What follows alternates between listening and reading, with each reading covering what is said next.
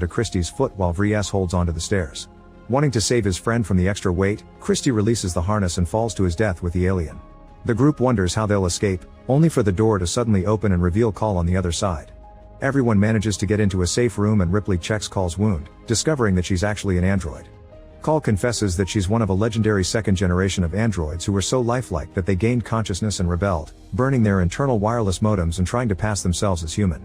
Knowing what androids can do, Ripley takes Call to a small chapel and makes her connect herself to the station's computer. Call confirms the station is heading to Earth, where the aliens could escape and infect the human race.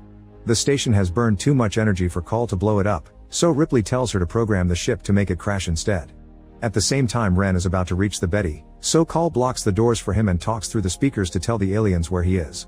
The team starts moving toward the Betty again, and Johnner freaks out when he hears the station will crash soon. He tries to attack Call, but Ripley immediately grabs him by the neck and threatens to take his tongue. At that moment she hears a sound and says the Queen is in pain, only to suddenly be snatched through the floor by aliens. However, the creatures don't hurt her. Because of her changed DNA, they recognize her as their own and take her to their nest. Meanwhile, the rest of the group makes it to the Betty, where Purvis is suddenly shot by Ren. The doctor takes Call hostage, and while they pointlessly argue, the alien finally comes alive in Purvis' chest, forcing him to move toward the Ren. Bullets don't stop him, and soon Purvis reaches Ren to start beating him down.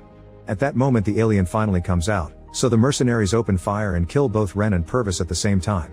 Back to Ripley, she discovers the nest is crawling with aliens and the Queen herself. A cocooned and delirious Getaman is there with the other victims, and he tells Ripley that the Queen inherited her human reproductive cycle.